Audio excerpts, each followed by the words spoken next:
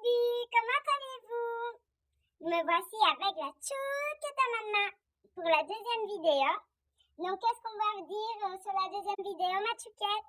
On va parler de la préparation de notre premier fufu. Et oui, hein, chouquette?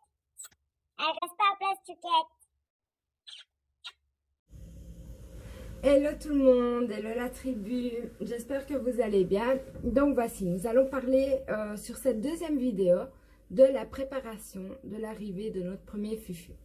Donc comme j'ai dit sur la première vidéo, je ferai les vidéos par étapes sur la vie, notre vie avec les fufus. Donc ici ça va être sur la préparation. Donc voilà, vous avez pris vos conseils, vous êtes renseigné, vous avez trouvé votre fufu. Vous l'avez réservé ou vous allez le chercher. Donc, qu'est-ce qu'il faut comme préparation pour son arrivée? Alors déjà, avant tout, je serai souvent dans les vidéos, je serai souvent dans la pièce des fufus. Je n'ai pas beaucoup de place pour changer d'endroit pour faire la vidéo. Donc, ce sera tout le temps à cet endroit-ci que je ferai souvent les vidéos. Donc, voilà.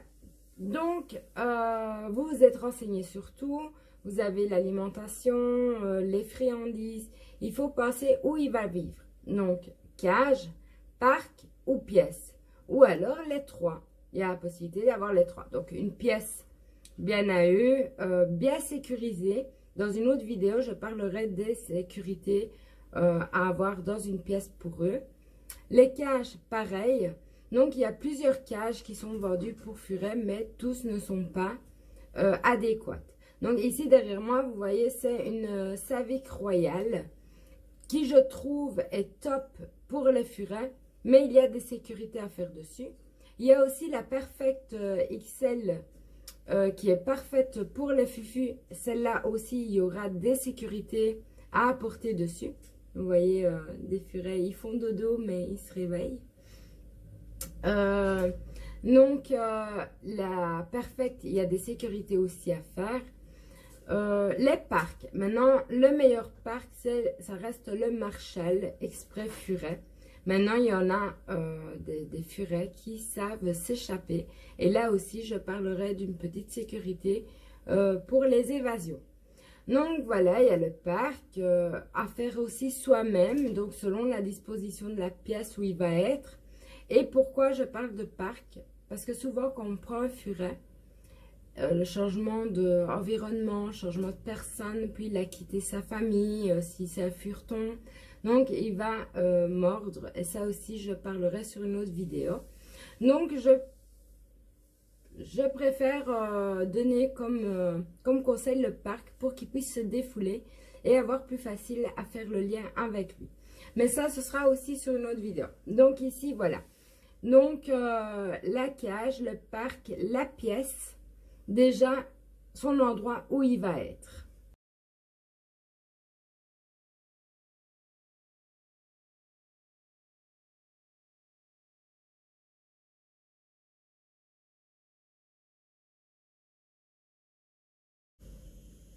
Donc, une fois qu'on a bien choisi la cage, on a bien choisi la pièce, le parc, enfin, nous avons bien choisi ce que nous allons prendre, il y a les accessoires. Donc, les accessoires sont des litières, palettes, gamelles, biberons. Ici, je préfère toujours... C'est vrai que beaucoup de monde dit le biberon n'est pas adapté pour le furet. C'est vrai, c'est mieux une gamelle. Maintenant, personnellement, je préfère que mes furets soient habitués aux deux. Donc, à boire gamelle et biberon en cas de souci, en cas de modification de vie. Et ça aussi, je donnerai des explications supplémentaires sur une autre vidéo. Pourquoi c'est bien qu'ils sachent boire dans les deux. Donc, voilà, les gamelles, les biberons. Je vous montrerai aussi une photo. C'est avec les accessoires. Il y a des gamelles qui se fixent aux cages et il y a des gamelles qui se mettent posées. Maintenant, certains furets aiment bien jouer dans l'eau, gratter dans l'eau ou la nourriture. Donc, ça aussi, j'expliquerai plus de détails. Donc, voilà ce qui est pour les accessoires déjà utiles pour son arrivée. Il y a aussi les accessoires des soins. Donc le coupe-griffe, la petite brosse, la balance pour le peser. Donc ça, c'est ce qu'on peut faire nous, à part le veto, des soins quotidiens. Donc pour couper les griffes, on sait de l'huile de saumon ou l'huile de coco. Donc là aussi, je donnerai des explications supplémentaires sur une autre vidéo, comment faire les soins. Pour les oreilles, du sérum physiologique, des compresses. Pour le brosser, je préfère un peigne à puce de chat. Pour les peigner, c'est plus facile. Ça fait pas mal ni rien et les habituer petits. Et alors pour les peser, bah, vous avez le choix entre une balance de cuisine et toujours apporter un récipient pour pouvoir le mettre dedans. Plus facile pour le peser. Un seau, un récipient ou alors des balances bébé. Enfin voilà. Ça aussi, à chaque fois, il y aura des vidéos avec des détails sur ces accessoires-là.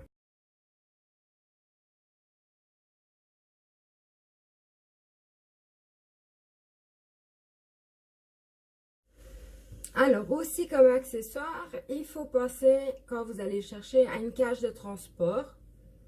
Une cage de transport, un harnais, une laisse. Donc voilà, comme cage de transport, je préfère pour le furet une cage de transport avec l'ouverture au-dessus aussi une grille. Comme ça, on peut mettre un hamac, en dessous une petite litière et une gabelle. Ça dépend aussi du temps, le trajet que vous avez pour le prendre. Ou alors une cage à lapin fait l'affaire. Seulement, attention à la cage de lapin. Car si c'est un fureton ou un furet assez fin, il risque de passer à travers les barreaux de la cage à lapin. Donc, comme cage de transport, pour avoir plus facile et qu'il ait un peu d'espace pour le transport, voilà. Avec une grille qui sache s'ouvrir par le dessus. Et je vous montrerai la photo. Je vous ai mis une de mes cages de transport, comme celle que je viens de vous dire. Alors, comme harnais, il y a plusieurs harnais disponibles. Maintenant, celui qui est plus sécurisant, c'est le harnais en 8, qu'on sait faire aussi soi-même, qui est adapté à toutes les tailles des furets et qui ne s'échappe pas. Donc voilà, ça c'est pour la cage de transport et le harnais et une petite laisse qui va avec le harnais pour aller chercher, pour déjà l'habituer.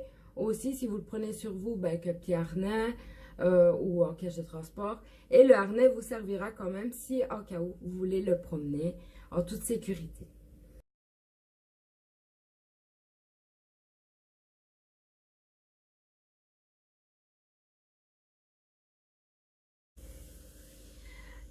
Pour l'alimentation et les friandises, donc ça aussi, il y aura une vidéo avec plusieurs explications. Donc la nourriture, à savoir, vous avez pris vos renseignements, vous prenez quoi? Des croquettes sans céréales, adéquates pour furet. Donc il y a des croquettes furet ou des croquettes chat qui sont très bonnes pour les furets. Une alimentation au cru que vous faites vous-même ou vous commandez, donc vous êtes renseigné sur les groupes, sur les sites pour le rat, pour furet, ou alors les proies. Donc, si vous avez choisi déjà votre alimentation, préparez l'alimentation, et bien demandez sur les groupes, surtout quand c'est le cru, comment ils font pour gérer l'alimentation. Les friandises, maintenant ça aussi, il y aura une liste détaillée des friandises qu'on peut donner au furet, car on ne peut pas donner tout au furet, tout ce qu'on mange nous. Pas du tout, c'est un carnivore strict, donc pas de légumes, pas de fruits, pas de sucreries, rien de tout ça. Donc il y aura une liste. Et il y a des friandises qui apportent un complément supplémentaire à l'alimentation et des friandises qui aident en même temps pour faire les soins, comme l'huile de coco et l'huile de saumon qui aident pour faire les griffes, pour le nettoyage d'oreilles et tout. Donc ça aussi, ce sera expliqué dans des vidéos plus en détail.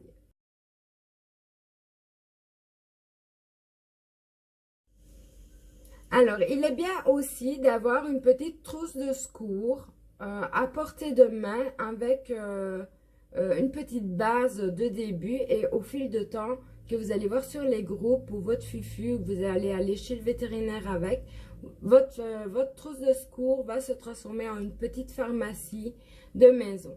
Donc, là aussi, je vais vous mettre une photo de ma trousse de secours de base, donc des compresses, du sérum physiologique, des seringues pour donner des médicaments, des petites cuillères, un vermifuge, un antipuce, une pince à tic, le coupe-ongle, la petite brosse. Donc voilà, se faire une petite trousse de secours, c'est bien d'avoir ça sous la main, au cas où qu'on doit y apporter des petits soins. Donc maintenant, c'est comme je dis, voilà, il y a la petite trousse de secours de base qui va au fil du temps s'agrandir au fur et à mesure des mois, des années, ou en vision avec les groupes, des conseils, des partages, des échanges de ce qu'on a, pour quelle utilité aussi.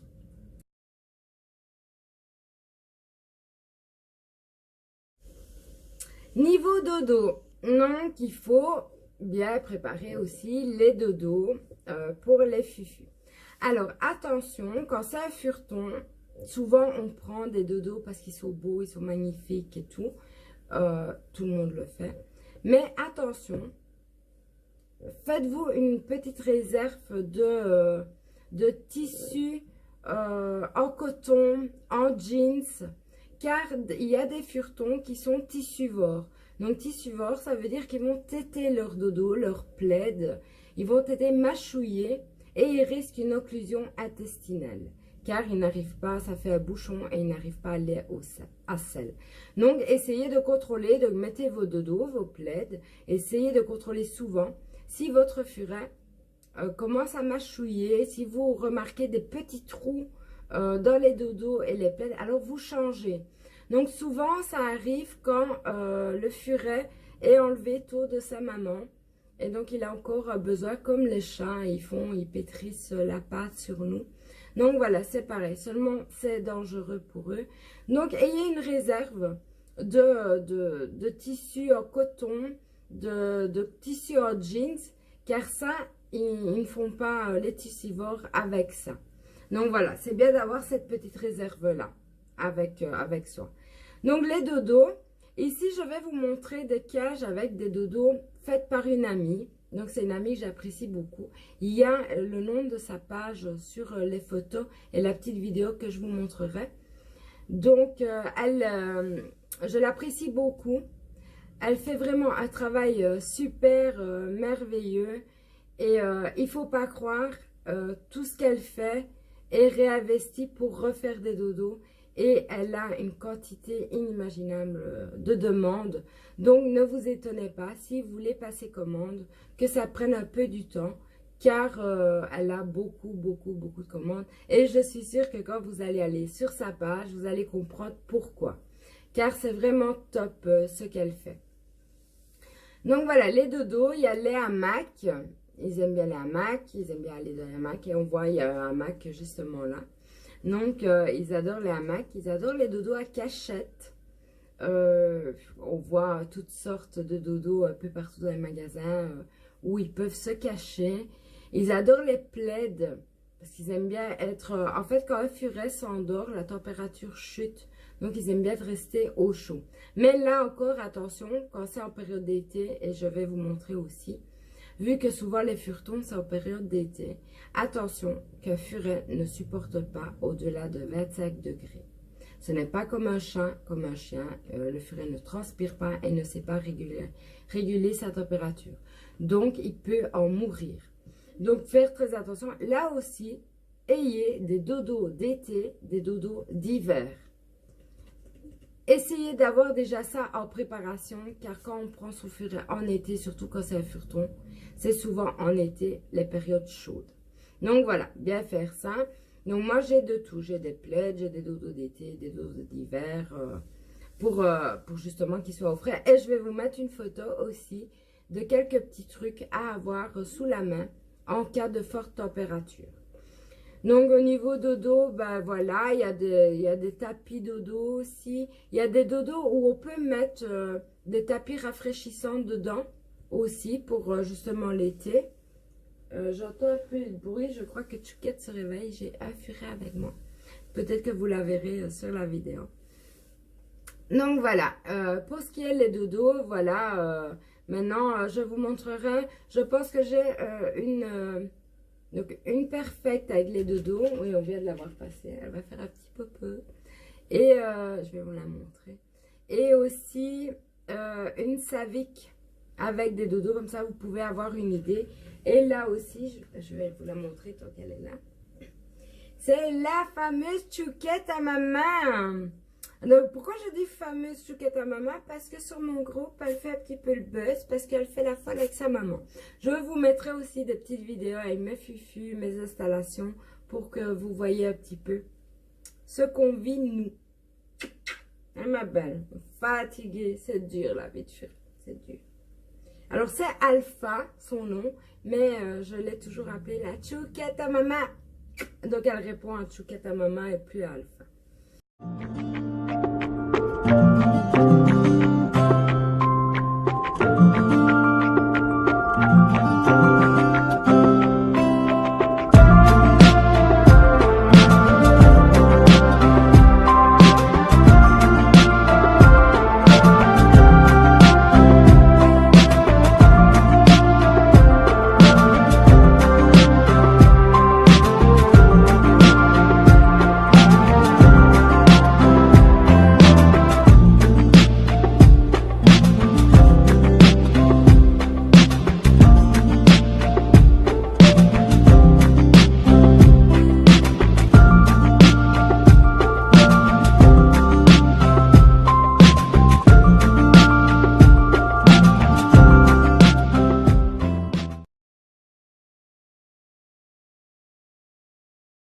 Sous la main pour le nettoyage. Pourquoi le nettoyage? Donc on dit souvent le furet sent fort, il a une odeur assez forte. Oui, il sécrète du sébum et ça sent fort. Donc déjà le furet en lui-même a une odeur particulière. Mais en plus de ça, pardon, en plus de ça, il sécrète du sébum.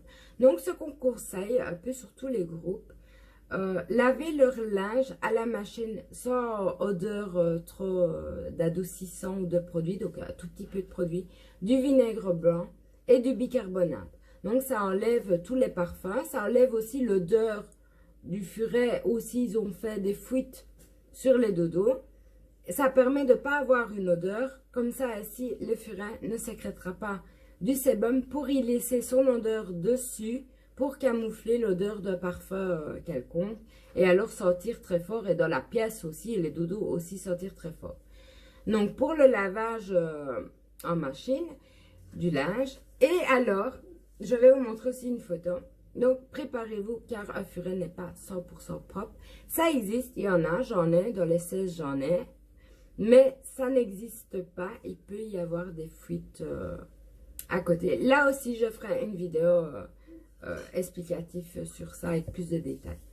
Donc, il est bien d'avoir un spritcha avec dedans de l'eau diluée avec du vinaigre blanc et du bicarbonate ou juste de l'eau et du vinaigre blanc. Descotex pour les Français, sopalin, beaucoup de sopalin. Vraiment beaucoup de sopalin. Ça va être votre meilleur ami, le sopalin et le spritcha. C'est la vie. Donc ça, pourquoi? Parce que pour aussi l'éducation propreté, s'ils font une fuite à côté, on nettoie avec du bicarbonate et du vinaigre blanc pour enlever, c'est pas un répulsif furet, mais ça enlève l'odeur. Donc ça évite qu'il va renifler qu'il a fait là et y recommencer et y retourner. Donc voilà, pour nettoyer dans la cage, s'il a une fuite dans la cage ou dans la pièce ou dans le parc. Donc ça peut vous aider à avoir un spritcha, votre sopalin. Maintenant, chacun son organisation. Si vous utilisez un torchon, une lavette, mais vous verrez que le sopalin, c'est la vie. Ça, vous le verrez tout de suite. Donc voilà, pour ce qui est le nettoyage, moi j'utilise ça pour les fuites et vous verrez dans tous les groupes, plus ou moins, on vous conseillera ça pour le nettoyage, d'avoir votre spritcha à disposition et votre sopalin. Donc voilà pour le nettoyage, pas le gros nettoyage, mais même pour les cages, une fois que vous les nettoyez à fond, s'il y a des fuites ou même la nourriture, si vous donnez, vous donnez à manger au cru, le vinaigre blanc, c'est la vie.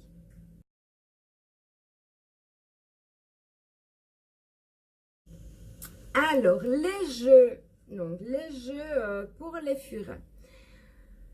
Il y a plein de jeux, ça nous donne envie d'acheter tout, mais attention, tous les jeux ne sont pas adéquats pour les furets. Et il faut savoir que le furet est vite content. Vous pouvez lui lancer une chaussette, il est content et il va jouer avec la chaussette. Alors, pour les jeux, je vous mettrai aussi une photo de ce que j'ai comme jeu. Donc, au fil du temps, on apprend à connaître le furet, ce qui est dangereux pour lui, ce qui n'est pas dangereux pour lui. Déjà, tous les jeux en caoutchouc, pourquoi le furet aime bien, certains furets aiment bien le caoutchouc et grignoter les câbles. C'est pas un rongeur, pas du tout. Pourquoi? Parce que, comme les fouines qui mangent les câbles de voiture, certains caoutchoucs, certains câbles sont faits avec de la graisse de poisson. Inodore pour nous, mais eux le sentent. Ils ont un odorat très développé, donc ils le sentent. Et quand ça a chauffé, ou même sans chauffer, il y a une odeur de poisson. Et ils aiment bien le poisson, les furets. Donc c'est pour ça qu'ils grignotent les câbles, et pas parce que c'est des rongeurs. Donc les jeux, pareil. Si c'est du caoutchouc fin, ils risquent de le déchiqueter, manger. Là aussi, ils risquent une occlusion intestinale. C'est vraiment dangereux et mortel pour le furet s'il n'arrive pas à évacuer ce qu'il a mangé et si vous n'arrivez pas à le voir à temps. Donc, dans les jeux, ici, j'ai des boules colorées comme pour les enfants qu'on achète pour mettre dans les tentes extérieures. Alors ça peut être dangereux, donc à surveiller. Quand elles sont fort mâchouillées, on jette et on remplace. Maintenant, tout ce qui est boules rigides pour chat, ça, vous allez voir sur la photo aussi, tout ce qui est boule rigide pour chat. Je vais vous montrer aussi. Je vais chercher, je vais vous montrer.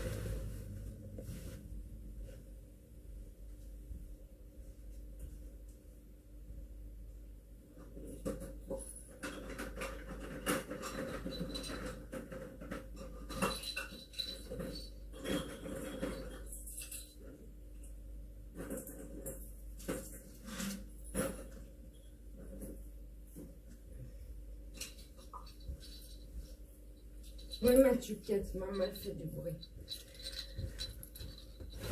Non, voilà. Alors, boule rigide avec un petit bruit, mais incassable. Ça, c'est top. Les boules de couleur que je vous ai dit, mais à vérifier quand il les mâchouille. Une autre boule rigide avec incassable, avec quelque chose qui fait du bruit, soit attiré par le bruit. Quelque chose en caoutchouc, mais pour chien. Donc, très rigide. Il faut vraiment des jeux de caoutchouc très rigides, indestructibles. La boule, je vous ai montré. Ces boules-ci, elles semblent incassables, mais il faut sous surveillance. Jamais laisser ou observer comment elle se comporte votre fille. Ils adorent, mais à surveiller. Des bouchons. Alors, je fais une caisse de bouchons. Tout le temps, choisir des bouchons hyper rigides. Donc, tester la rigidité des bouchons avant de leur donner. Donc, des bouchons de bouteilles de lessive, des bouchons de bouteilles en plastique. Voilà, mais toujours vérifier. Donc, voilà quelques jeux. Ou alors des boules en corde. Ça, ils adorent aussi. Mais attention aussi qu'ils ne mâchouillent pas les cordes. Donc, pour ce qui est les nounours peluches, faire attention aussi s'il est tissuevore ou pas, ou tous les petits accessoires qui sont sur les peluches. Donc le nez en caoutchouc qui dépasse, les moustaches qui dépassent, les yeux collés, les oreilles collées, ou voilà. Essayez de prendre plutôt une peluche sans accessoires ajoutés, que peluche. Et alors là, vous pouvez voir s'il est tissuevore, il faudra l'enlever. S'il n'est pas tissuevore, il ne les déchiquete pas, voilà. Mais toujours au début, surveillez les jeux que vous achetez. Donc un tunnel aussi, ils adorent passer dans les tunnels. Vous trouvez des tunnels exprès pour furets dans les magasins ou alors dans les magasins de bricolage. Des tuyaux d'évacuation, choisissez les plus rigides possibles. Ça, ils adorent comme jeu, les tunnels. Les tunnels pour chats, avec des boules qui pendent, ça ils aiment bien aussi, mais attention encore là, les boules qui pendent avec les caoutchoucs, avec l'élastique, pardon. Il y a certains furets qui mâchouillent l'élastique et le mangent. J'ai eu le cas, donc 1 sur les 16 furets. Donc du coup, j'achète le tunnel, je coupe et j'enlève l'élastique, je le laisse comme ça, sans rien. Et ils adorent ça aussi. Donc voilà, une tente, aussi une tente d'enfant ou une piscine d'enfant remplie de boules, de bouchons ou un bac en plastique. Ça aussi sur la photo, vous verrez que je vous ai préparé. Donc voilà pour les jeux. Et là aussi, au fur et à mesure, sur les groupes, en parlant avec des personnes, voilà, il va y avoir des échanges de jeux. Un sac, un tout bête sac de magasin assez rigide, ça fait du bruit. Ils adorent ça. Le bruit, ils adorent. Ah oui, à propos de bruit, attention. Les jeux à pouic-pouic, ça les excite. Comme pour les chiens, les jeux à pouic-pouic, ça les excite et risquent de vous mordre. Donc, essayez d'utiliser un jeu à pouic-pouic pour l'appel. Donc, le faire venir. Si fugue, parce qu'il faut faire attention à ça aussi. S'il fugue, vous pouvez le rappeler à l'aide d'un jeu pouic-pouic. Mais ne pas lui laisser un jeu pouic-pouic ou jouer avec un jeu comme ça. Donc, voilà ce qui est pour les jeux. Et là aussi, il y aura une vidéo avec les sécurités, plus de détails.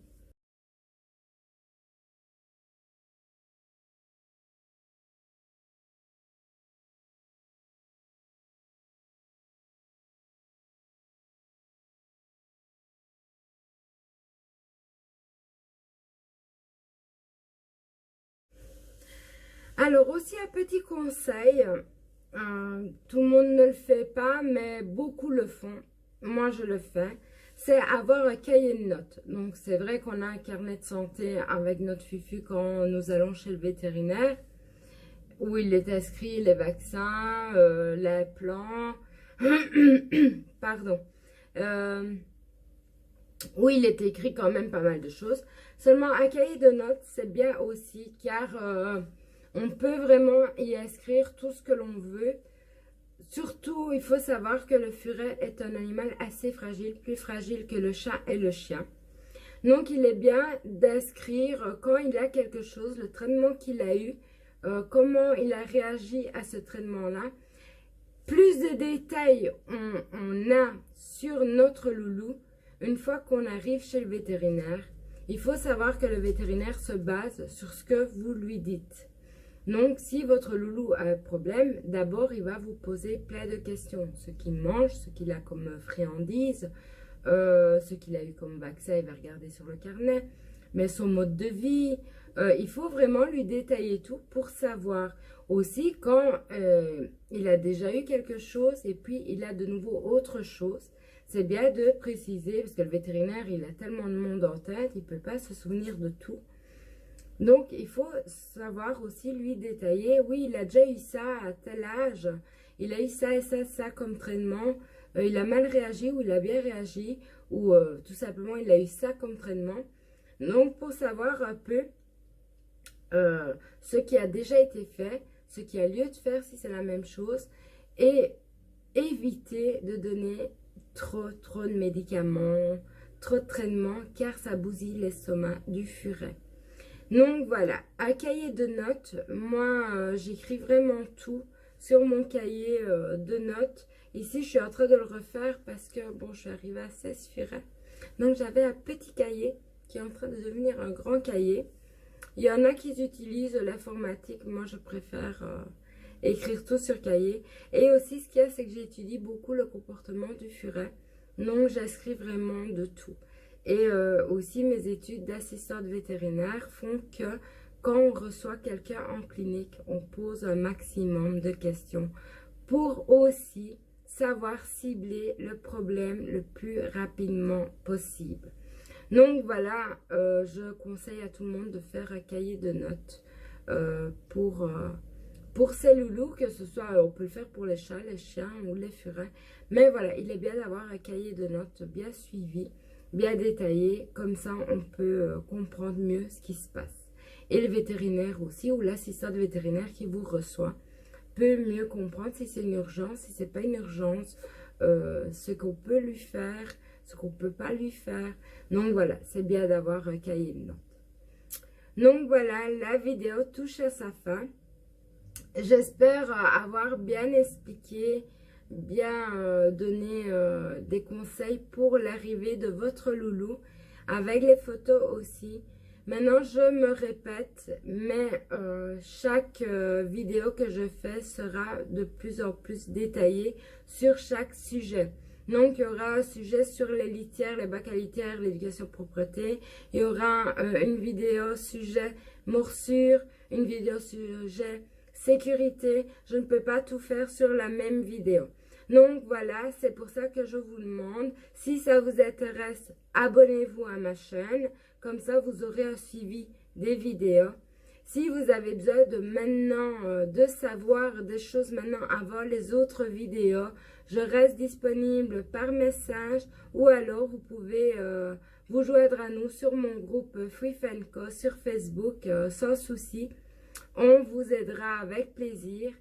Donc voilà, j'espère que ça vous a plu. J'espère que vous allez continuer à me suivre et à suivre mes loulous. Je vous ferai aussi des petites vidéos de mes loulous, de ma vie avec eux, en attendant les autres vidéos conseils. Donc voilà, je vous souhaite une très agréable journée et bonne vision des autres vidéos suivantes. Au revoir, à bientôt.